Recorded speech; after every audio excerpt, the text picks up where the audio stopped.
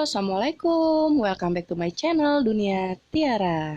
Hari ini aku ingin mendongeng buat kamu yang baru banget gabung sama Dunia Tiara atau yang belum. Jangan lupa untuk selalu subscribe, like, komen, dan juga share ke seluruh media sosial yang kamu punya supaya aku tetap semangat untuk membuat konten yang bermanfaat. Nah, hari ini aku mau ngedongeng dari salah satu dongeng yang ada di buku ini. Kebetulan kemarin aku baru beli, jadi selama work from home aku beli buku-buku, dan salah satunya adalah ini, kumpulan cerita rakyat Nusantara. Nah, lengkap dari 34 provinsi. Nah, di sini ceritanya dari berbagai macam provinsi yang ada di Indonesia. Dan hari ini aku mau bacain salah satunya, yaitu dari dongeng yang berjudul Putri Niweri Gading. Nah, penasaran kan ceritanya bakal seperti apa? Mari dengarkan. Putri Niweri Gading, cerita rakyat yang berasal dari Nangro Aceh Darussalam. Alkisah, dahulu di negeri Alas, termasuk wilayah Nangro Aceh Darussalam, ada seorang raja yang bijaksana dan dicintai rakyatnya. Ia memerintah dengan adil dan bijaksana. Sehari-hari, pikirannya dicurahkan untuk memajukan negeri dan kemakmuran rakyatnya. Namun sayang, sang raja tidak mempunyai putra.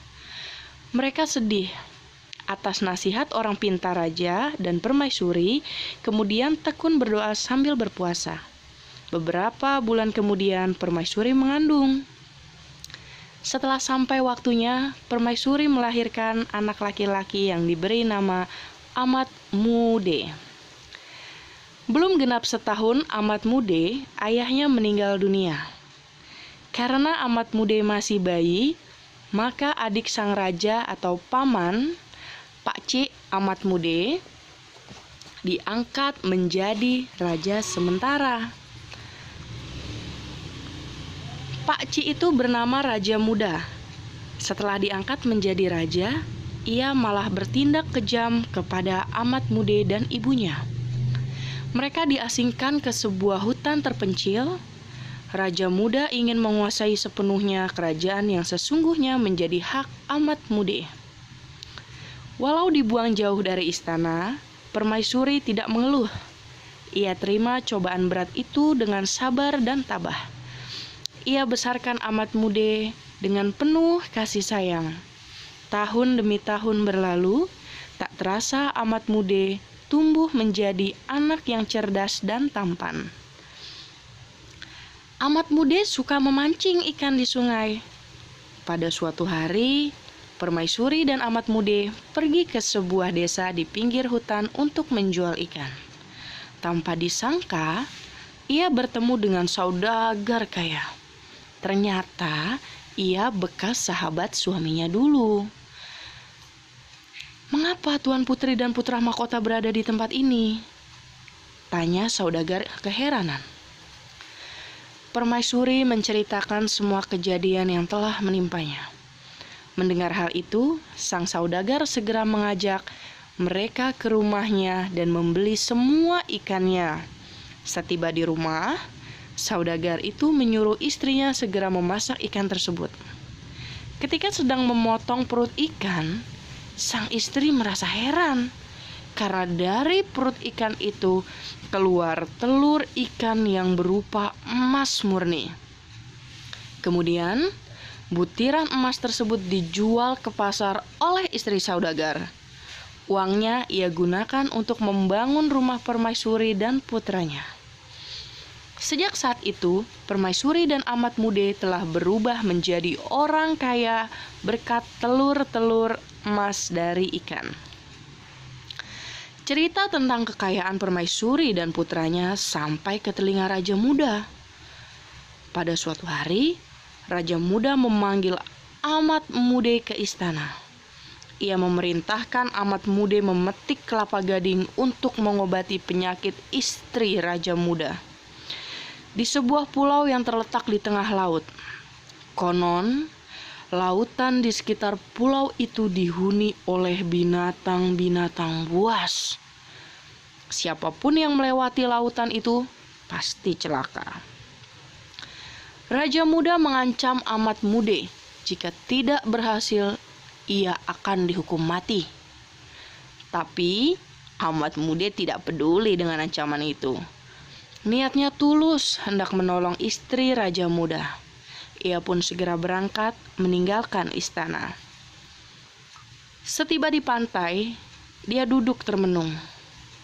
Tiba-tiba muncul di hadapannya seekor ikan besar bernama Silenggang Raye, didampingi oleh Raja Buaya dan seekor naga besar.